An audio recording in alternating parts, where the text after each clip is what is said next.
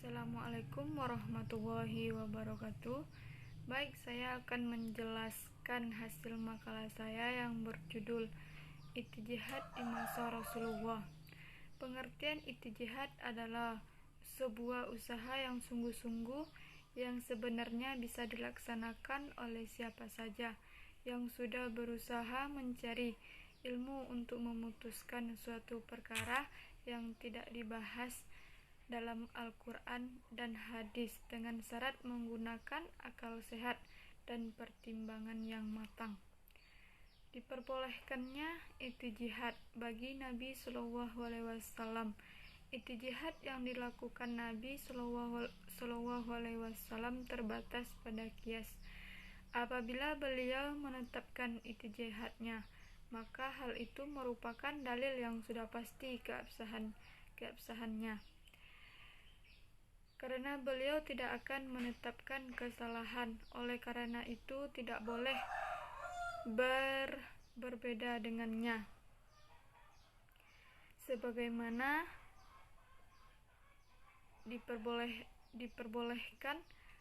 diperbolehkan berbeda dengan para mujtahid lainnya, berijtihad dalam menentukan strategis dan hal-hal yang berhubungan dengan peperangan saja.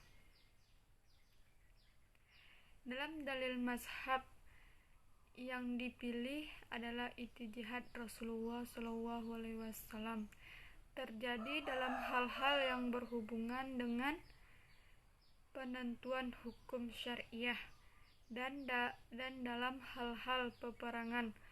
Allah Subhanahu wa Ta'ala berfirman dalam Al-Quran surat At-Taubah ayat 43 yang artinya, semoga Allah memaafkanmu. Mengapa kamu memberikan izin kepada mereka untuk tidak pergi berperang sebelum jelas bagimu orang-orang yang benar dalam keuzurannya dari sebelum kamu ketahui orang-orang yang berdusta.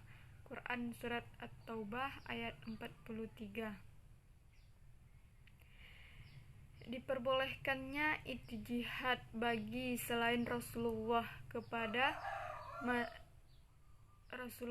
pada masa beliau. Para ahli usul berselisih pendapat mengenai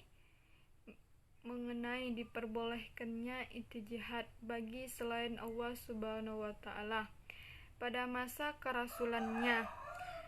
Pendapat yang dipilih menyebutkan bahwa Al-Quran itu diperbolehkan baik sewaktu Rasulullah ataupun tidak. Pada masa Nabi Muhammad SAW masih hidup, segala persoalan hukum yang timbul langsung ditanyakan kepada beliau.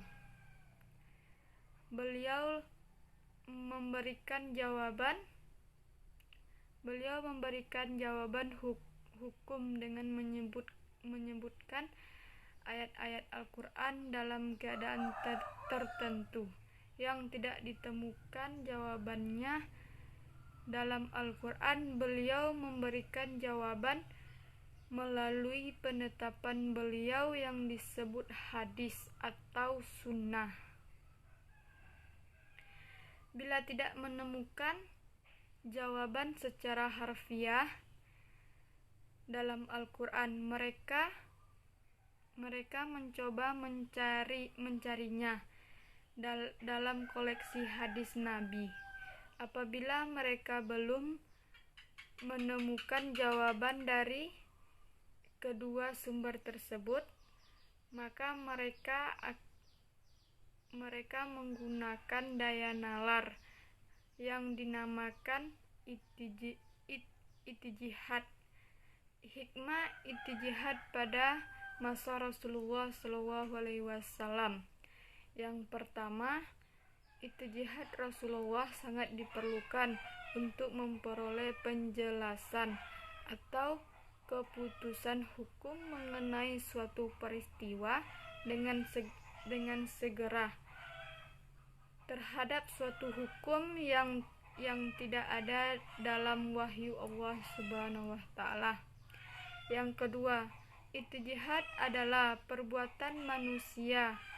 Dengan berijtihad akan menunjukkan kepada umat bahwa Rasulullah SAW adalah manusia juga seperti lainnya. Hanya saja apabila ijtihad Rasulullah SAW keliru, itu langsung diingatkan oleh Allah Subhanahu wa taala dan dibenarkan atau diluruskan. Kesimpulan dari ijtihad pada masa Rasulullah, Nabi SAW melakukan ijtihad secara mutlak, baik dalam menemukan hukum syariah maupun dalam hal-hal yang berkaitan dengan peperangan, dan itu sendiri di bawah pengawasan Allah Subhanahu wa taala, yaitu bila mana ijtihad Nabi benar maka dibenarkan oleh Allah Subhanahu wa taala, dan jika salah diluruskan oleh Allah Subhanahu wa taala. Baiklah, sekian dari saya. Apabila ada kata-kata saya yang salah, mohon dimaafkan. Billahi taufik wal hidayah. Wassalamualaikum warahmatullahi wabarakatuh.